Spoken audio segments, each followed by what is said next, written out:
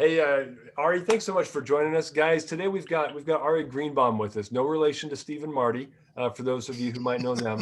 We've already been through the family tree, and there was no connection. So Ari is the CEO founder of conXpros, which is, and I'll let him tell you more about it. But I want to tell you a bit about him and why you should give a crap about what Ari has to say about lead generation, lead follow-up, best practices. Ari's been he's been in sales for a long time across a lot of different industries, but got himself into the lead gen and the home services contractor space several years ago. Worked with the company, helped 10x their growth, and then exited, started his own. It was an HVAC company, wasn't it, Ari? That you ran for a little while? Initially with HVAC and roofing, as well as windows in the interim with my non-compete. Yes. Yeah, and so he's like lived the life of the contractors, which a lot of the lead gen people never have, right? They're just corporate office white tie guys that have no idea what it's like to run a business. Then he started conXpros, which is honestly, in my opinion, one of the better contractor home service lead gen groups that works with a ton of franchises and individual business owners. So Ari, I'm going to stop talking. Why don't you tell them a little bit more about conXpros and maybe your background Sure. and why they should care about what you have to know about this stuff. Yeah, first of all, thanks for having me on, Dave. I really appreciate the opportunity to always chat with you, but share things with others as well. To keep it as brief as possible about myself and conXpros, because I know that is not the main topic of why we're here today. My background, as Dave shared, is entirely in sales. Have been on the front line, so to speak, as a contractor myself, running leads and understanding the goods and the bads of it. That come in this business. We started conXpros with a certain vision in mind that was not to reinvent the lead business. What I mean by that is, I worked at a larger lead gen, one of the competitors to the Home Advisors of the world, and again the bigger names out there. And what we've found is that almost every one of these companies were all in search of the holy grail of leads, which I've personally come to the conclusion there is no such thing as a holy grail, the pot of gold at the end of the rainbow, and focus so much of their attention on the public, on the homeowners, Mhm. that people that got neglected were the contractors. And, I felt this, especially when I was a contractor myself and calling into customer centers and understanding what contractors went through from their own perspective. It really shed a light on what was missing in this business. So as I Mhm. said, we didn't want to reinvent the wheel. We just wanted to create a boutique style white glove company that is focused on our clients' needs. So what we do is a three-pronged approach to do so.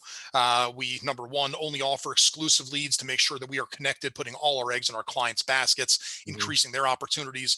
But more importantly than that, the biggest pain point that most people in this world have expressed to me, and I felt myself, is this paying for bad leads.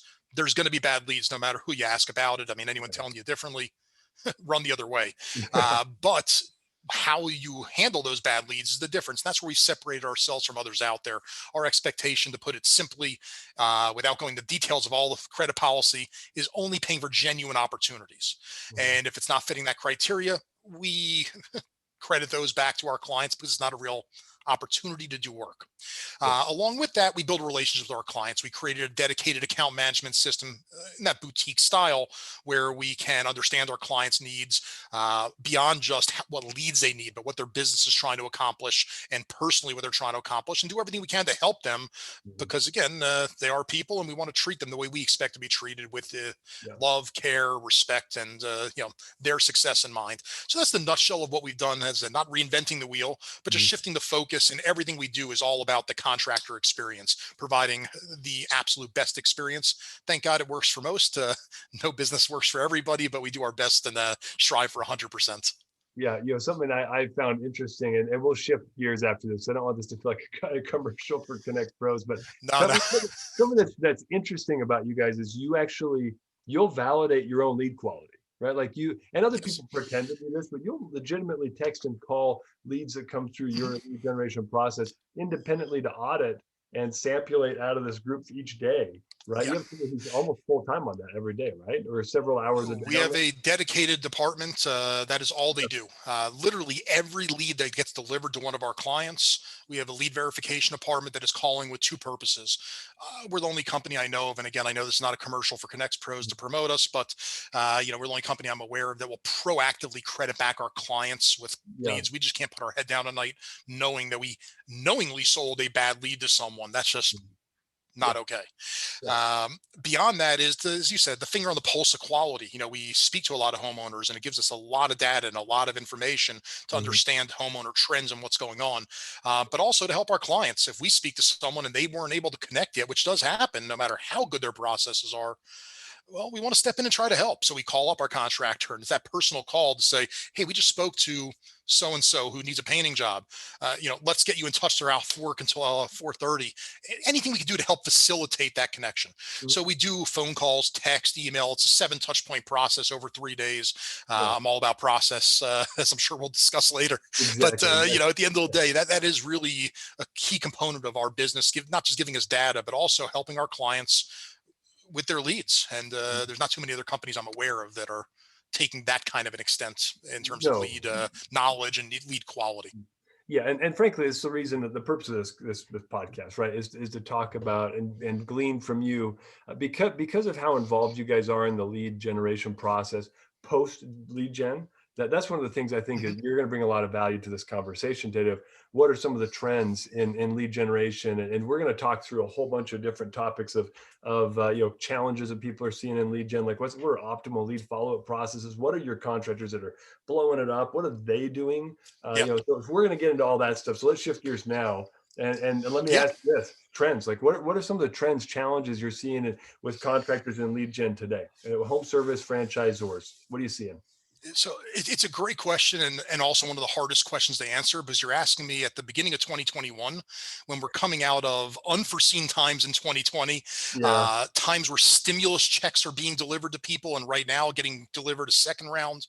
There's so much happening that is impacting trends within home improvement, and so it's almost impossible to take the trends and project what's going to be in the future, because currently, and we've got to live in the here and now, it is so different. Homeowners are fixing things and improving their homes at an unbelievable and unforeseen rate, and a lot of it is from what people are gathering, and my information is due to the stimulus checks. That's a part of it. The other part of it is so many people are now working from home.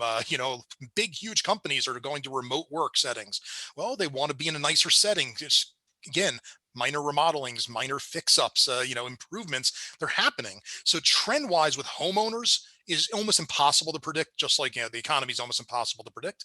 But fortunately, right now we're in a time where homeowners are in their homes more often than they were. They are needing more repair, more improvements to be done. So again, that's benefiting the contracting world. What we have found in terms of trends in the contracting world, and I'm sure this applies across the board, Mhm. is at the beginning of the pandemic, there were a handful, and I don't want to exaggerate the numbers, but a percentage of people that sat on the sidelines and either are out of business now or still sitting on the sidelines, waiting or hoping or praying for life to get back to the old normal. Uh-huh. And again, it's understandable with everything going on and the fears, but what is a result of that is it's simple supply and demand. There's less contracting companies that are available to do quality work. So the ones that are super slammed with business. Look, from a perspective from a lead generator, it's why it's so much more challenging even to get new clients enrolled, because so many people are flushed with business because of these things. And Yeah. that's a trend that I don't have a prediction of when it will end, Mhm. but it is a current trend right now. But the companies that at the beginning of the pandemic took the bull by the horns and were a bit more visionary, understanding, hey, as long as we put safety procedures in place, adhere to the CDC, we make people feel good about coming to their homes and helping them and safe. Well, they're thriving right now. And, it's really, I mean, I've never seen in 12 plus years of being in this business across the board contractor success at the level that it is, and it's just widespread. Thank Mhm. God. I mean, that's what we're here to do, and I love nothing more than seeing it. So it's fantastic. Yeah, well, especially because you've been on the other side, right? You know what this means to them personally and to their staff. So this is cool. Oh, What about, absolutely. Like if their phone's ringing, they're happy, and that's what it comes down to as a contractor. You got business coming in, and Mhm. new customers lead to more customers, getting referrals, and the cycle goes on. Yeah, talk to me about lead quality. So I know, lead volume is obviously increasing as people are home more. They want to fix things. They're like, dang, I can hear that toilet running all day long now that I'm home and not in the Yep. office. So what about lead quality? Volume's gone up. What are we seeing on the quality side? So I mentioned the term before that everyone's always after the Holy Grail. Uh-huh. And the Holy Grail does not exist in leads, no matter how hard you try to search for it, or how much money you put behind trying to figure it out and find it. So as far as lead quality, have we seen a increase or really even a change at all in either direction in lead quality? Not so much. I mean, Okay. it's again, especially as we're talking about internet-driven, web-based leads. That's our businesses and a lot of the contractors using lead services. That's where the original source is. So it hasn't changed. I mean, the internet's still the internet. There's always going to be people out there that didn't really mean to click on something, weren't fully committed, they weren't sure if they really want to do a project. There's always going to be people that are playing games. It's the World Wide Web, at www, the Wild Wild West. Yeah. It's always going to be there. So the quality, I wouldn't say has improved necessarily. Just the available volume out there has, and yes, there's more great jobs out there. But if I'd be misleading people to say the quality has changed or people are more Yeah. inclined to submit good leads through a system. I, I haven't seen it all on my end.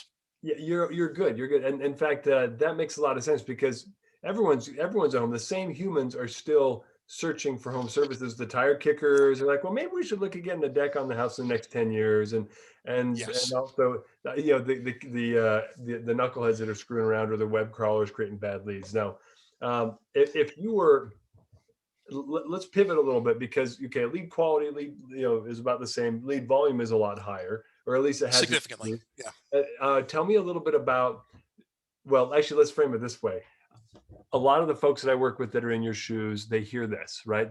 Somebody signs on, they start generating leads for them, and you're validating them, which is unique. So you know that they're good quality leads. But after about 30 days or so of paying the bill, they come back to you and they're like, Ari, these just aren't great leads. Like we're not converting these Mhm. leads, right? It's a sad story that you hear, I'm sure, every now and then from your contractors, but it's not true.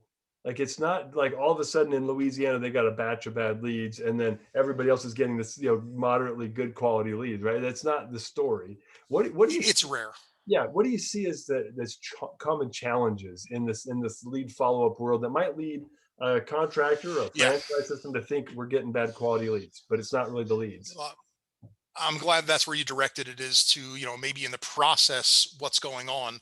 Mhm. And that's something not just recent. This is something that I've noticed my previous incarnation, having helped build one of our competitors, and now being, hands on every aspect of our business. I've really got a very clear perspective on this. And, look, at the end of the day, we preach process and I used it myself. I am a process driven person. I have been from long before I was in the lead business. But process is everything. And again, you want to get from point A to point B with the GPS, you plug in the end result and it has a process to get you there. We don't Mhm. waver from that. It's not like we decide to, hey, let me get off here and see if I can outsmart Waze. No, they are smarter than us. So I feel the same way, and that's what I always share with people when it comes to leads, and not just leads from pure lead gen companies, even things coming in from inquiries from your own Google listings or from your own websites. Anything coming in that's a warm inquiry in Mhm. has to be approached with a systematic process. Mhm. And I mean, I can get the details of it. Obviously, what we prescribe and preach to all of our clients. And it's not just from our own knowledge. This is stuff that we've learned from those clients who are successful. And that process is to be very, very aggressive in terms of follow up, nurturing, and again converting these customers from just a lead, a name and a number, into a potential client, and then therefore down the road into a client. And it starts with timeliness. Mhm. Again, that is the most critical thing. Leads have to be contacted immediately. Mhm. There are things that I've come across and I've become aware of. I know that there are not many platforms out there. I will happily give ClientTether a plug on this because I am so enamored with their processes that they, as I expressed to Dave when I first heard about this, it would allow me to force the processes I preach onto my clients, meaning forcing calls to happen not just quickly, but multiple calls, because we don't want to sit around and wait for people to call us back. It doesn't happen. They are internet consumers. They are going to wait for you to chase them. Text messaging and doing it not just after as a follow through, but rather as, preemptive. As soon as that phone call is being made, also sending a text, sending an email, multiple layers over multiple days. And again, we tell people 7 touch point process at minimum, but it really could be even more depending on how aggressive you want to be. My top client that I know, he's process driven.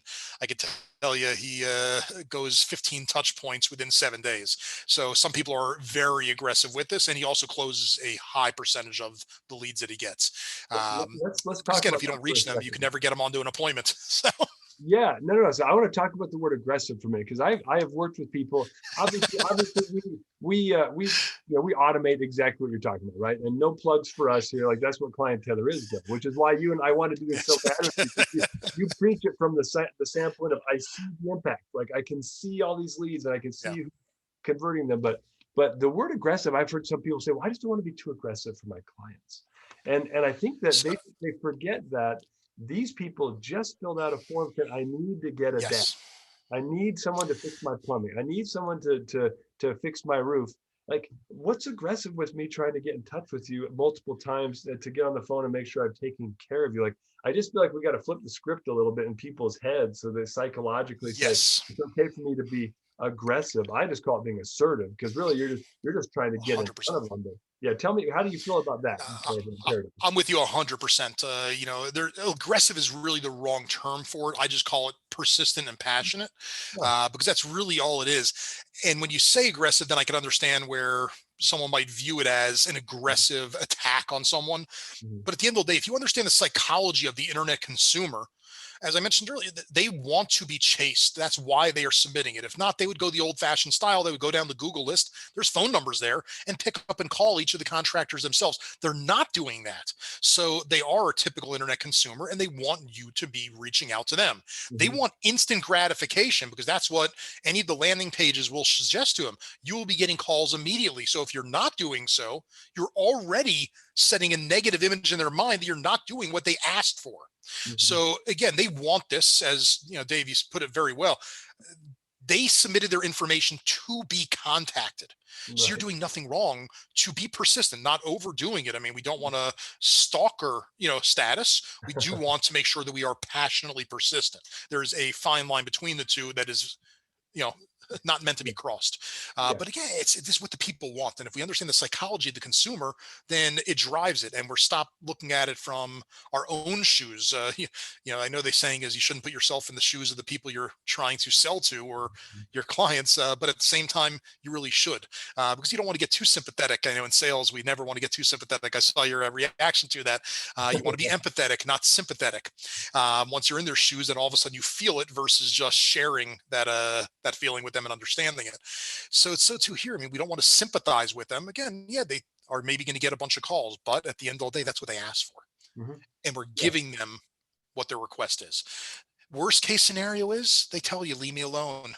Guess what? Thank God there's many opportunities out there, and there's not a person out there that closes every lead, Yeah. every estimate, let alone every lead. So, Yeah. Although I do know a guy. That no, but no joke. Like, every other lead that he gets, he closes. Like, it's his rates are crazy high. But that's a there are some conversation for exceptions another to day. the rule and anomalies that you can't explain. They're just beasts. So, But it's still not every lead, right? It's still like no. 50% of every lead he's generated, he closes. But that's insanely high, right? He's contact Yes. rate 98%, scheduled rate after that 96%. His Off the quote charts rate, high. like, yeah, he's high 90s all the way through until a close rate, and then it's, he's closing like 54%. It's crazy. Everyone should have that magic sprinkling over them to accomplish the same things, but again, that is, as I said, an anomaly to the rule. Most people are not closing at that rates, Oh, no, no, no, no. Yeah, very rarely. let me, if you don't mind, let me add just a little bit of additional layering Yeah. on top of what you're saying, because my perspective is unique, in that I get to see hundreds of different, business concepts that are trying to automate what you're talking about, like this process, what you're describing, multiple phone calls, very rapid calls right after the lead have gone out. there are a few things that I've seen that as you intertwine the media, right, that you start to see synergies. For example, Mhm. if you text somebody immediately or like within a minute of that lead form popping and that lead coming to you, I hopefully automatically into your CRM and trigger something, right? But we won't get into pitch mode on ClientTether. But you get a lead that comes in, it automatically within a minute sends out a text message identifying, hey, this is Dave, I'm with such and such business, and I want to talk to you about your roofing needs. And then within a minute of that, you have their phone rings and it's coming from you. That synergy of having the text go out first and Oh, then yes. the phone call, 39% increase in answer rates Yeah, on the phone call. I'm sure that branding alone does wonders when they see, whatever that company, ABC Painting or whatever the company is with their logo come across the text and then that phone call follows it up. You're already in their mind. It's legitimizing who you are to a degree. Yeah, And to piggyback on that, I mean, we have seen many, many people never even speak to the contractor, but because of text and a link to someone's website, they yeah, book calls, they book appointments mhm, without ever speaking to them. yeah, So, again, maybe the reputation speaks for themselves, depending on what company it is, and they don't even need this. They want them in their home for an estimate. yeah, So, yeah, I mean, attack from all angles, and as you said, instantly. You know, yeah. as the time to market is essential here. Yeah, and talk to me about, so are you seeing, and this might be more something that I add some color on too, but are you seeing it like an age group different response to different media? Like, for example, like if you've got a 50, It's a 50, loaded question, Dave. So, it is a loaded question. Yeah. I'm we have grooming you clients down of the all path. different ages and in different demographics. But like I would be foolish not to point out. Yes, I mean the older demographic, as far as clients are a little less inclined because of there's that nervousness of using something they're not familiar with the technology side of things. And they're Mhm, what I call like the old school guys. mhm. There's not too many left out there that are truly old school, like really cocktail napkin invoices or estimates, real old school carbon copies. Most people are not afraid of technology, but there is a group that are. But I would say the majority of contractors today, depending on the size of their company, and even the mom and pops owner operators are starting to come along to understand they can not just work harder but work smarter. And Mhm. that's really what it comes down to for Yeah, small investments, whether it's a software or just a process they even do themselves if they are able to manage it. I mean, the wins are so great that no matter what the investment of time or energies are, monies, it far outweighs it in terms of the reward. So I believe that the majority of people have come to this conclusion, and it's hard to put an age demographic on it. Obviously, if something's new to someone, look, leads in general were a new thing 15, 20 years ago yeah, to a lot of these folks. They didn't know what it meant. yeah, A lead was to an electrician. It had nothing to do with anything with a customer's name on it. exactly. So it is what it is, and people change with the times. Just like smartphones took over when they first came out, Mhm. people were a little confused and not sure about it. Now we can't live without them, and Yeah, that's including my 95-year-old grandma. Everyone's using them. It's just a reality. So yeah, it's over time people will, but yes, there is a little bit more resistance when it's talking about people that are just not used to using that kind of technology and sequential texting and yeah. email systems. I mean, it gets scary for people. Understandable. Yeah, and what I was kind of referring to also is like the client side, like how, and this is just feedback that we've seen in the market is the older demographic, you're 50 plus, maybe On the 50. homeowner side, Yeah, on the yeah. homeowner side, they tend to want a phone call more than they want a text. Although plenty of them Yes will and still no. I respond. see it shifting. It's Yeah, it's it, very it, quickly it, shifting. Any data I've seen is, I mean, it's almost gone the other way completely at this point. That Mhm. the whole world is talks with our thumbs. We don't talk with our voice anymore. Yeah, exactly. You just go to any restaurant, you could see any age demographic at a restaurant, and every one of them's got their phone in their face all day long. Mhm. So it doesn't matter whether it's my 12-year-old daughter or whether it's a senior citizen. At the end of the day, the effort's attached. So Exactly. No, it's you're right. reality. You're right. And there's an interesting phenomenon with millennials where they don't want to talk on the phone at all. Like they actually prefer Yes, no calls. at all. And the bottom line is like if you're a contractor getting leads, you don't know how old that person is on the other side. So you need to make sure I'm calling, I'm texting, I'm emailing, I put a postcard in the mail. It doesn't matter. Like Yes. you have a multifaceted approach to lead follow-up. If you're just calling twice a day, there's a chance that demographic and the millennial folks, these are our Mhm. prime home buyers. They're buying the lower end homes and remodeling a lot now because they can't afford to buy the, the big like forever home type concept, right? Sure. The higher end custom homes, like let me settle down and have grandkids come visit type home. They're doing tons of home remodel work now. They're all working remote, like they've grown Yeah. up in this world. So I've just seen that contractors sometimes are a little short sighted. The older school contractors, like, no, we send emails and we call, or we just call, and they're missing the boat. I think sometimes on this gap where they don't want a phone call, they want you to text them, and they'll book a job, they'll pay you over Venmo, like, and they won't ever see you, and they're okay with that. And look, the reality is, it's just like everything in life. It's life is survival of the fittest, and everything changes and evolves and Yeah. adapts with time. And the people that don't adapt and thrive, they're the ones that are, unfortunately, going the way of the dinosaur.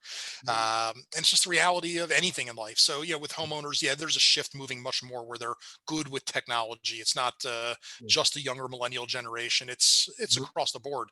Yeah. As we see so much more technology getting rolled out that are peripherals around the lead world and around the marketing world, whether it's uploading videos of projects, whether it's uploading photos of them, and people are doing this now in growing numbers because, especially with COVID, we got used to this, Mhm. using technology as a primary means of communication in a touchless world. Yeah. So I even think those demographics, I mean, not even terms seniors, but anyone, that is not a millennial, it's an older homeowner, they're used to this already. They're having Mhm. birthday parties with their grandkids on Zoom. They're, ordering Yeah. online. I mean, this is the reality of the world that we're in. And Mhm. as I've said to many people, if you're not adapting, you are dying, and Yeah. that's part of life. Again, a lot of folks are adapting, whether homeowners or contractors. Mhm. And there's always a bright side to everything. It's hard to look for one, obviously, with the pandemic, but this is a bright side: is that the world is now expedited this kind of a shift and a change, Mhm. for better or for worse. There's a lot less social skills people are using, but at the end of the day, for the conversation we're having, there's a Mhm. big benefit. They're in line with the technology and using internet even more than they would have in the past. Yeah. It's That's just that's valid. the Absolutely. reality of 2021. Yeah, which is good. So harness it, right? Like figure out, okay, this is the trend. How do I now leverage that? Yeah, there's Yeah, this positives in everything. agreed. Agreed. As we talk about the engagement process, we were talking about a pretty aggressive, or let's call it professionally persistent, right? Whatever you want to label it, right? Like being assertive and trying to get on the phone ASAP, right? You need to be on Yes. the phone within the first 5 minutes. You should be texting them within the first minute or two. You should be sending them a follow-up email immediately just to confirm, so they've got a way to maybe click on a link and schedule the service with you. Like this all should be kind of like, yeah, duh, I get it. But one area where I see a lot of failings, and I'd like you to speak to this, is what about lead nurturing? So what about Mm. 2, 3 days later? They haven't responded. A lot of contractors, I see a cliff where they're like, all right, well, they're Oh, obviously yes. uninterested. How do you see lead nurturing really benefit these contractors as persistent engagement that starts to spread out a little bit more over time now? Uh, I could just answer from what our clients share with us and a lot of the data that we have there. And it's a black and white difference between people that truly apply and deploy a process like we're laying out, where it's not just the first couple touch points, but doing continuing nurturing, as you're calling it. I just call persistence at that point until we reach someone. Um, there's a night and day difference in the results in terms of appointment set rates, Mhm. in terms of obviously conversions. And it's not a surprise, because someone that is understanding the psychology and understanding the necessity to be persistent is also going to sell that way. Most likely, as they're going to be in someone's house, they are going to be solution oriented, Mhm. persistent as well, and not just roll over and hope the guy's going to call them back. So again, it all ties together, but that is really at the core of it. It's not just one or two steps in a process. I mentioned 7 touch points, and that's Mhm. just the bare minimum. But the key is we got to understand why. If we Yeah. understand why, like anything in life, you're more likely to want to do it because you're motivated.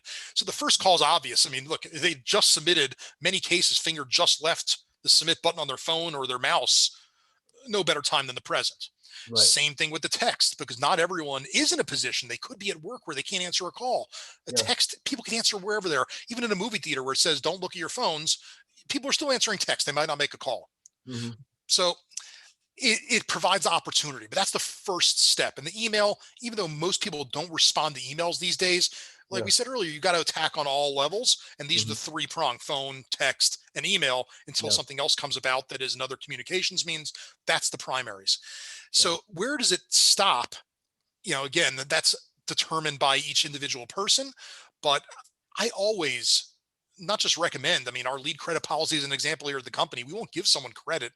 We credit back for non-contact unless they're doing at least 2 calls on day 1, the immediate call, but then the why make the second call. Well, perhaps they're on the phone with other folks, especially if you're in a shared lead product. It's almost guaranteed at that point. Yeah. But either way, make another call. If you're in a shared lead product, I recommend 10 to 15 minutes later. So Yeah. they've wrapped up another conversation. You have a chance to be one of the estimates. But if you're in an exclusive lead product, it might not need to be as shotgun after the first call. But before the end of the day, try them later in the evening. Try them at a different time when you could reach them. The text, same thing, instantaneous, following it up with another text to see that they got that and are being responsive. Day 2 is where it really starts to me. And that's where then you get the whys. When are people available? Well, if they're a working person, most likely it's either going to be early morning, midday, or after work. And if they have kids, after work's out of the question because they're too focused on their kids and catching up on the day, helping them with homework. So you've got to be smart about things. And that's where you can't just blindly follow a process, and you got to figure out. So on day 2, lead came into me in the afternoon. Well, the next day I'm going to call it at lunchtime. Day 3, I'm going to make my call in the evening, or I'm going to make it in the earlier time of the day. I'm going to alter the times I'm trying to reach a person. So I don't have to make too many calls, but I'm playing my odds in my favor. So my personal preference is a 4-call process at minimum, 2 day 1, day 2, a single call, on day 3 at minimum. Text, 2 texts, the first and then a follow-up, unless you're with a system that will sequentially send other texts in addition to that. And then emails, the same thing, 2 emails, the initial one to introduce your company, have any relevant links, and then a follow-up email. At that point, most of my clients, they would recommend, and what I've done myself, is you put someone on a tickler file. You don't want to just have someone calling repeatedly and wasting and burning through energies. Again, once every couple of days, where they're coming back up for a call, text, and email, a simple sequence, well, you have a chance. If you're in their ear, you're in their minds when they are ready to hire, for whatever reason they weren't answering before, you're more likely. Now, it's possible they found someone else and they did the job and they're just ignoring your calls. But again, to take the 15 to 20 seconds to dial a number every couple of days in the system, if it's already created automated text, I mean, we're not really talking about a lot of hard work. We're just talking about a lot of smart work. And that's the kind of process and nurturing. And again, the type of messaging that comes across in the text and in those emails should change as the sequence goes on. Maybe not as aggressively trying to get a point, but just to make sure the person's needs are being met. Simple messaging. And again, trying to engage that person, because unless you have them engaged, either responding by voice, text, or email, you don't have a shot. So, and in leads, you paid for it. If it's coming from your Google sources, whatever it is, you paid for these to come in. Maximize every penny you can with them. Oh yeah, I can't agree with you more. The interesting thing is, I saw this stat from a study that companies that have real valuable, like well thought out lead nurturing programs, they tend to convert. I think it was 50. They have 50% more sales at 33% less cost. And those are organizations where they've got some sort of like automation, I'm pretty sure, like building it out, because it's hard. Like if I'm a contractor and Bob and Sue Smith have not responded after 7 days of me persistently trying to get in touch with them, I feel like they don't want me to talk to them anymore. But the reality is, Bob and Sue Smith, they might actually have they might have gone on vacation, or they had something come up. Anything could have happened. Yeah, you never know. Or they found we out do the lead verification, like I share with you. So we get all this insights. You had an emergency, had to leave town. An ailing mother that they didn't want to do the project, but hey, the contractor thinks they have no interest. Well, a week and a half later, they're back. They're emailing us saying, "Hey, we really want to get a quote. We're sorry for the delay." We see this all the time. So you've got to nurture them and do it in a kind way. So then when they are ready, you haven't turned them off. I mean, I've seen the other side of it as well, where it gets a little more aggressive versus toning down the aggressive nature as sequences go on. And that's part of that nurturing and maximizing everything you can do. That's exactly where I would recommend you go to. If you're going to build any sort of a lead nurturing process, there are 2 aspects. There's the cadence and the message, right? The cadence, meaning how frequently you're communicating with them, that starts to slow down and spread out, but it doesn't stop. And then the message starts to shift from hey, let's get something scheduled. Hey, this is why you should work with us, to let me give you value. You want your roof fixed? Let me show you 3 signs that you need to get your roof replaced, and educate them.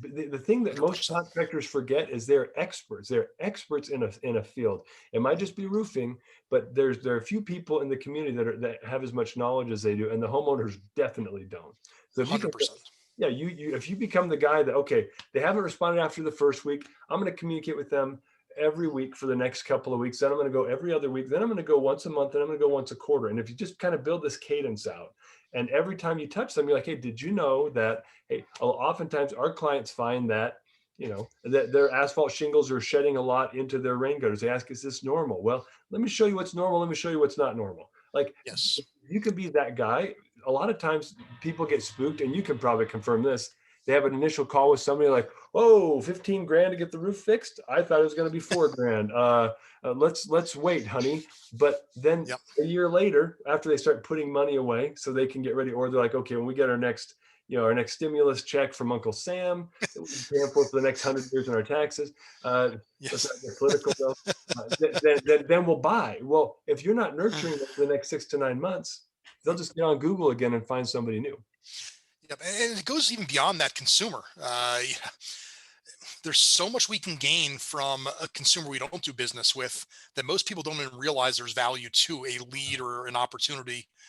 Just the fact that they know your name and you've been a good person nurturing them for this long, even if they never need a roof for that example, but their neighbor does, and they say, do you know a roofer? And you've been this awesome, kind person, educating them and teaching them and holding their hand, even though you don't even know them or ever met with them. Hey, Yeah. there's a chance they might refer you over to them. Mhm. Hey, here's a company that's been awesome in touch with me. Give them a call. You Yeah. never know where it's going to come from. And again, every lead is an opportunity, unless it obviously is just flat out a bad lead. Yeah. But otherwise, if it's a legitimate opportunity, then there's more than just the let's get someone the contract in the next week opportunity. There's a Mhm. lot more to it, and nurturing it allows for some of those things to come to fruition. Or the other side we've seen as well, the roofer might do gutters, might do siding, might do all kinds of other work as well. And now because we've been in touch and the way we've been treating them, Yeah. the gutter has a problem. All of a sudden the downspout falls. Guess who they're going to call? They're going to call this company because they already know who you are. They're not going to go online to our site and fill out a form. It's too bad for us, but hey, good for the clients. So we're happy. Right. Yeah, no, that's perfect. Well, let's talk about that for a minute. A couple of things that I think we ought to make sure we cover with you on is tell me about top performers, because we've talked hypothetically a Yeah. little bit now. Like, tell me, what are some of the guys doing that are just crushing it with your leads?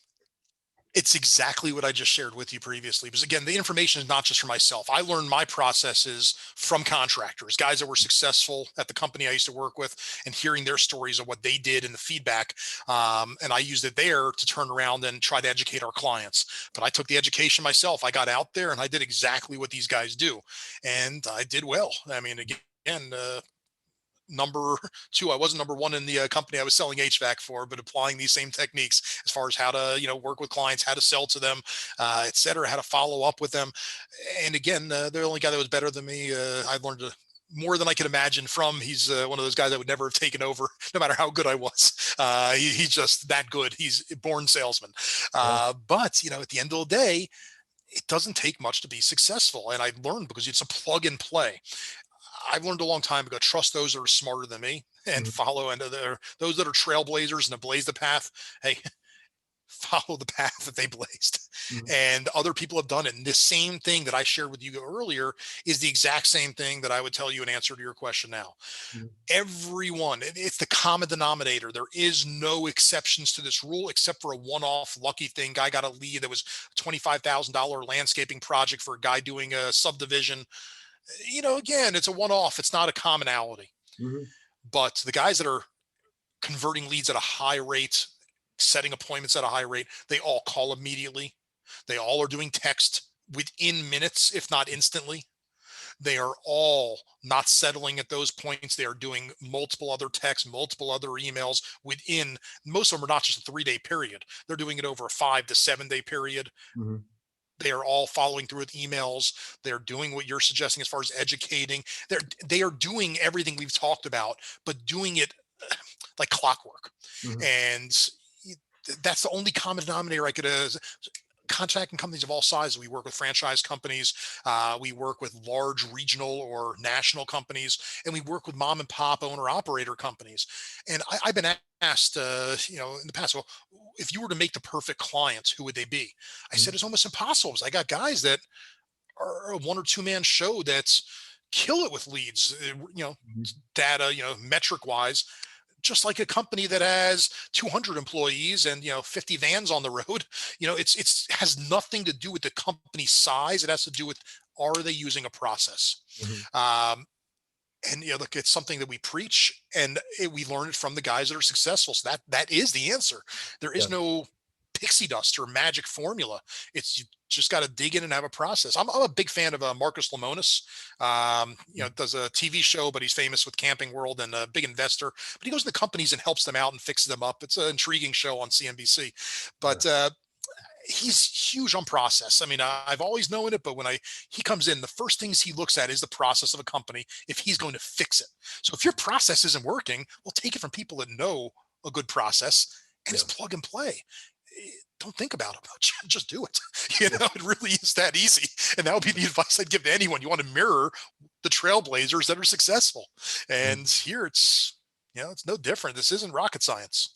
Yeah, no, no, it's great advice, and I'd say we wrap on that thought. I mean, if you want to streamline or improve your lead conversion rates, right? You want to get more money out of your marketing dollar. It doesn't matter whether you're getting them from conXpros or Home Advisor, heaven help you, or somebody else that pimps out the leads to 4 other people. Like even there, like we've got some clients that are booking or scheduling almost 50% of their Home Advisor leads. That's a pretty big feat when you Yeah. consider that 4 or 5 other people are trying to get in the door on that lead.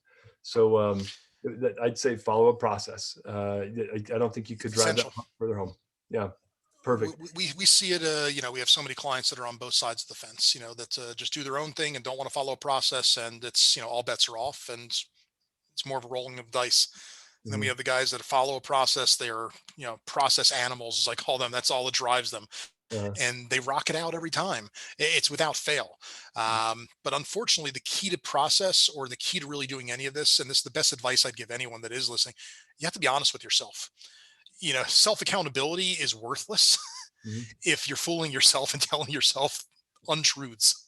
You have to really just break it down to what it is and hold yourself accountable to it, because if you aren't, then you'll never achieve what's going to be achieved. The guys that are really the rock stars, that's what I would attribute to them. Is it's not just the process, it's their accountability to it and their honesty with themselves, so they can constantly be aware of where they are on target with it, where they might have veered off course, and get it back on course quickly.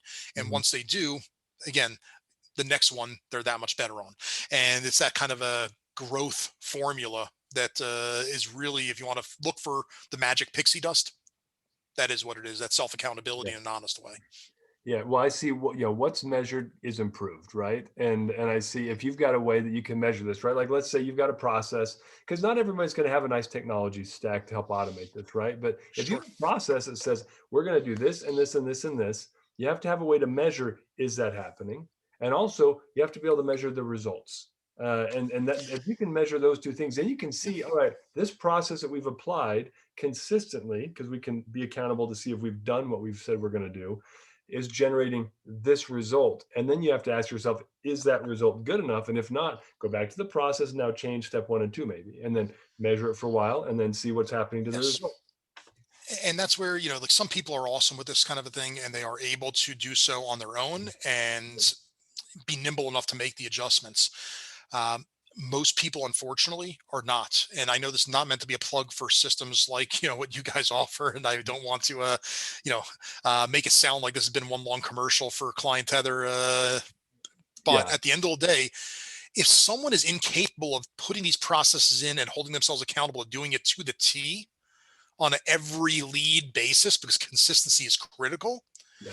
then it's again, it's a drop in the bucket as far as an investment, whether it's with ClientTether or any system that's going to automate this stuff for you. Mhm. I mean, again, we're in the contracting world. I mean, yeah, margins are pretty good, you Yeah. know, People make money doing the work they do, and to invest a small couple $100s on a monthly basis into a system that'll allow you not to have to worry about it and know that it's going to happen, and also having the expertise behind it, the best practices that go into things and they can suggest, it sets yourself up to win. Why work harder, work smarter?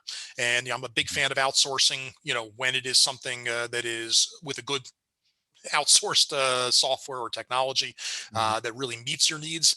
But the key is to be honest with yourself that you have the needs, and never be afraid to invest into your company, providing it's weigh the risk and the reward. And here the rewards are just almost impossible to calculate. They're just too infinite at this point. So Yeah, one thing that I see a lot in the contracting world is you find an owner who is trying to catch up at night, send out text messages and emails for the leads that came in throughout the day. And the problem is the wage differential, right? Like if you're an owner, you should be paying yourself at least what, $50 an hour, right? At least, right? That should be about what you're paying. 40 to 50 bucks an hour as a contractor that owns his own business, right? And yet they're doing work that can be covered by a $10 to $12 an hour employee. And so I guess this or has by a nothing to do system with and our, automate it. yeah, exactly. Like if you just, They if you might not need to pay anybody except for a fee once a month. well, exactly. I mean, it's not a pitch, but like the concept of you got to find something It's that the can automate reality. these things, because there are tools out there that do it. And it's not a pitch, Like but oh man. I run a company that is not huge. I mean, we're growing. Thank God. We've been in business for coming on to our 3rd-year anniversary. Mhm. And if I didn't outsource myself, we would never have gotten past the first year, let Mhm. alone to where we are. It's, thank God for technology and softwares that are available. And 15, 20 years ago, this stuff wasn't possible, but embrace what's possible. And look, we've grown exponentially in this time frame, not just because of our premise of what we do. We wouldn't be able to do it without trusting in investments and outsourcing things. So don't be afraid of it. It is there. And if it's a tool that's going to help you, that is what it is. It's a tool, just like going to put a roof on. Well, if you don't have a nail gun, it's going to be awfully hard to get that roof done. You need the right tools. Yeah. And, at the end of the Yeah. day, this is a tool in a contractor's toolbox, but a major tool, not just a once in a while usage tool. Oh, absolutely. Absolutely. Well, this has been awesome, Ari. Any parting advice? Yeah. And I love this. Like, what would you tell somebody today if they said, I'm skeptical, I don't buy into this? What would you say to them? Skeptics are hard to convince, and I'm not a big fan of trying to twist someone's arm to do something. So what would I say to them is wake up and smell the coffee. Mhm. Honestly, I mean, look around you. Go talk to other people that are doing this already. They're not hard to find. Every city and every category of home improvement or home services, there are guys that are doing this, and many of them, and Mhm. they are thriving. That's Mhm. all you need is the proof is in the pudding. And Yeah. that should be the biggest motivation. And most contractors are pretty much in a fraternity, is the way they look at it. It's like this, tight knit group, and they're not afraid to share things with people. I mean, I see it all the time. They share with us. We love sharing those ideas with others, but Mhm. just go see for yourself. Worst case is just try it. Mhm. That's the other thing. What's the problem? You try one of these things. I don't know a single service out there that is tying you in long term. I mean, everything we talked about to automate these kinds of things, heck, it's all on trial basis, month to month. What's it going to hurt you to take the next 10 inquiries that come into your company and just try a process like this wholeheartedly with all your efforts, and then look at the results? I mean, even on a small scale, I'm Mhm. confident that you would see a difference. But again, uh, I'm someone that no matter how many times in my life people have told me to do something, unless I was at a place that I was ready to, I never made the decision, Yeah. and no matter what it was, good or bad. So again, it's really hard to tell someone what to do. You can only lead a horse to water. You can't force them to drink. Yeah. But again, as long as they start drinking, the water tastes fantastic, and it would be Yeah. impossible not to make the right decision at that point. Yeah, I'm sure if your wife watches this, she will agree with the last statement that you said about yourself. So I'm glad you were honest with us, Ari, about that. Hey, thanks again for I just joining dug us. myself a ditch. I'm in trouble. But Let's stop now before you keep digging. But you've been great. yeah, This has been very insightful. Thanks awesome. again for joining us on the Advisory Board Anytime. podcast, Ari. My pleasure. Thanks for having me, Dave. I really appreciate the opportunity to join you. Yeah, my pleasure.